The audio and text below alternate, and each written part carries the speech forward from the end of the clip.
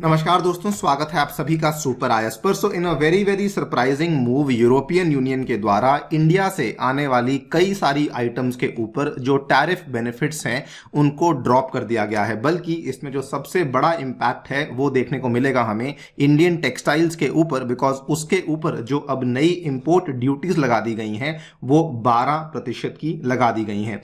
The reason कि मैं इसको सरप्राइजिंग बोल रहा हूं, बिकॉज अगर हम देखें तो ये वो टाइम चल रहा है जब इंडिया और ईयू के बीच में फ्री ट्रेड नेगोशिएशंस चल रही हैं। तो जिस टाइम पे यूरोपियन यूनियन को शायद यहां पे टैरिफ्स को कम करना चाहिए था, वो इस टाइम पे इन टैरिफ्स को बढ़ा रही है। बात करेंगे व्हाट आर द रीजंस जिसके चलते हमें ये वाली डेवलपमेंट्स देखने को मिल रही हैं, इसका क्या इंपैक्ट इंडिया के ऊपर पड़ने वाला है उसको भी समझा जाएगा। आइए शुरू करते हैं दोस्तों मेरे साथ। मेरा नाम है अनिरुद्ध। इस लेक्चर की पीडीएफ को आप लोग डाउनलोड कर पाएंगे यहां पर दिए गए टेलीग्राम चैनल के माध्यम से।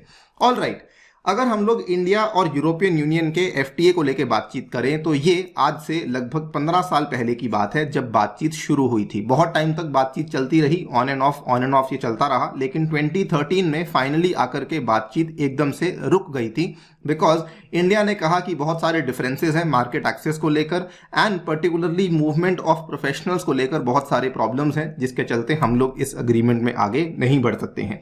जुलाई 2022 9 महीने के बाद टॉक्स को हमें फिर से रिज्यूम होते हुए देखने को मिला, जिसमें कि इंडिया और ईयू ने बल्कि मिलकर के फर्स्ट राउंड ऑफ नेगोशिएशंस को सक्सेसफुली पूरा किया था। और ये जो बातचीत थी ये भारत की राजधानी नई दिल्ली में कंडक्ट करी गई थी। आप लोग यहाँ पे देख पाएंगे पीआईबी का ये वाला कटआउट है जो कि 2 जुलाई 2022 को सामने आया था। India EU conclude first round of negotiations for India EU trade and investment agreement. इसके तहत बल्कि जो सेकंड राउंड था वो सितंबर 2022 में होने वाला था, जो कि अक्टूबर 2022 में हुआ भी था।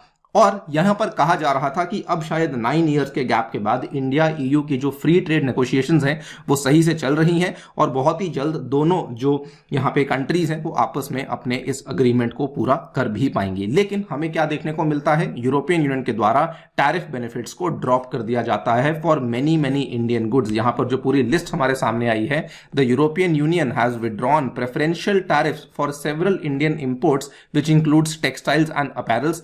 इंडिया से आने वाले केमिकल्स, इंडिया से आने वाले लेदर वर्क्स, उसके बाद जेम्स एंड ज्वेलरी प्रोडक्ट्स जो कि हमारा बहुत ही ज्यादा एक्सपोर्ट होने वाला प्रोडक्ट है। देन रेलवे इक्विपमेंट के ऊपर भी यहां पे जो प्रेफरेंशियल टैरिफ्स थे उनको अब विड्रॉ कर लिया गया है, reducing some of the advantages जो कि अभी तक इंडिया को और इंडिया के एक्सपोर्टर्स को देखने को मिल रही थी। यहां पर आप देखेंगे तो सबसे खराब तरीके से इंपैक्ट होने वाला जो सेक्टर है वो इंडिया का टेक्सटाइल सेक्टर है, जो कि अब 12% की इंपोर्ट ड्यूटीज को भरेगा अगर उसको अपना सामान यूरोप में एक्सपोर्ट करना है। सवाल यह आता है कि यूरोपियन यूनियन के द्वारा यहां पर जो अभी तक प्रेफरेंशियल ड्यूटी एक्सेस था उसको विड्रॉ असल में क्यों किया गया। ईयू का यह मानना है कि इंडिया में जो इनकम लेवल्स हैं वो काफी बढ़ चुके हैं और ईयू का यह भी मानना है कि कंपेटिटिवनेस भी इंडिया में काफी बढ़ चुकी है, जिसके चलते हम लोगों ने इन इंडियन गुड्स के ऊपर ये प्रेफरेंशियल ड्यूटी एक्सेस को रिमूव कर दिया है।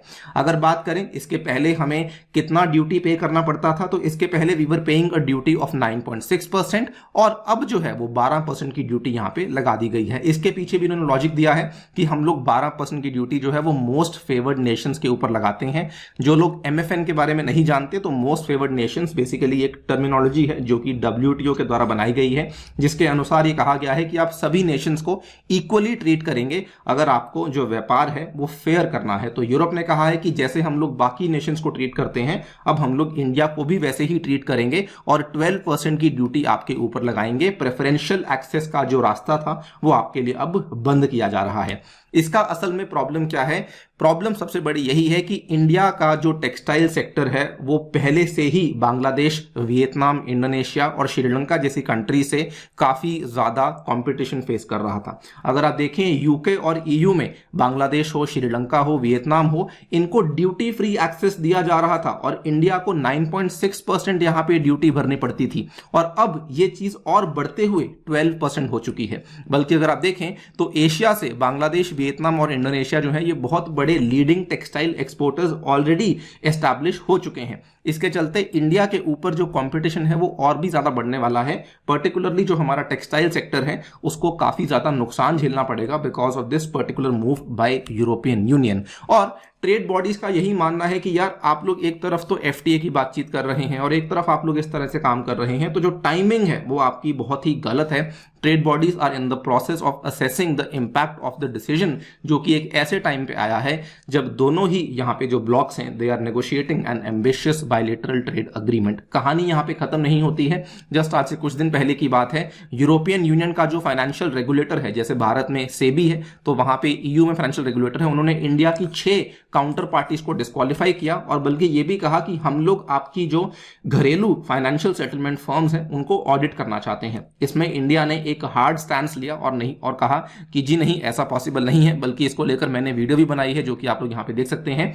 ये भी एक ऐसा कदम था जो कि इंडिया और ईयू के बीच में जो चल रही एफटीए की बातचीत है उसको कहीं ना कहीं डिरेल करता है। यह भी एक तरीके से शर्त थी जो कि यूरोपियन यूनियन के द्वारा भारत के ऊपर लगाई गई थी। और आप लोग जानते ही होंगे, आज से 8 साल पहले की कहानी जो देखने को मिला था कि यूरोपियन यूनियन के द्वारा इंडिया से आने वाले अल्फोंसो मैंगोज और कई सारी सब्जियां जैसे कि एग प्लांट हुआ, टैरो प्लांट हुआ, बिटर गोर्ड हुआ, इनके ऊपर सैनिटरी और फाइटो सैनिटरी मेजर्स के चलते कई सारे शुल्क लगाए गए थे और कई सारी चीजों के तो इंपोर्ट को बैन ही कर दिया गया था। तो ये हरकतें यूरोपियन यूनियन काफी लंबे टाइम से करता आ रहा है when it comes to India. और सवाल ये आता है कि जहां एक तरफ आप लोग चाहते हैं कि एफटीए की बातचीत आगे बढ़े, जहां एक तरफ आप लोग चाहते हैं कि इंडिया हमारी हेल्प करे चाइना और रशिया को काउंटर करने के लिए, वहीं दूसरी तरफ आप लोग जब ट्रेड बेनिफिट्स की बात आती है तो वो इंडिया से छीन रहे हैं।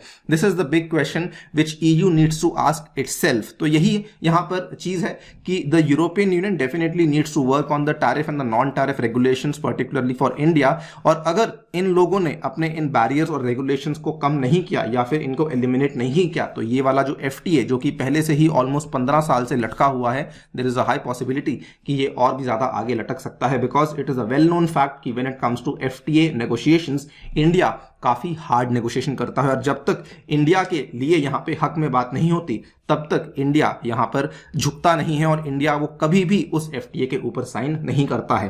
Case in point India UK का एफटीए आप सभी लोग जानते हैं। एनीवेज, आपकी क्या राय है इस डेवलपमेंट के बारे में, डेफिनेटली बताइए हमें कमेंट सेक्शन में। जाने से पहले दोस्तों बताना चाहूंगा कि टेक्स्ट बुक आपके लिए बहुत ही शानदार ऑफर लेकर आया है जिसमें कि आप लोग पूरी यूपीएससी सीएससी की कोचिंग को घर बैठे हुए GS optional test series study note सब कुछ ले सकते हैं 12,600 रुपए में अगर आप लोग मेरा कूपन कोड अनिरुद्ध यूज करते हैं while purchasing the super coaching UPSC CSC subscription. इसमें आपको जीएस कोर्सेज, ऑप्शनल कोर्सेज, अलग अलग कोर्सेज देखने को मिलेंगे और साथ ही में आपको इंडिया के टॉप एजुकेटर से पढ़ने का मौका भी मिलेगा और मेरा साइंस एंड टेक का डेडिकेटेड कोर्स भी आपको देखने को मिलेगा जिसमें आपको 10 ईयर के पीवाईक्यूज भी अवेलेबल करवाए जाएंगे। Thank you so much for listening, stay tuned and stay safe.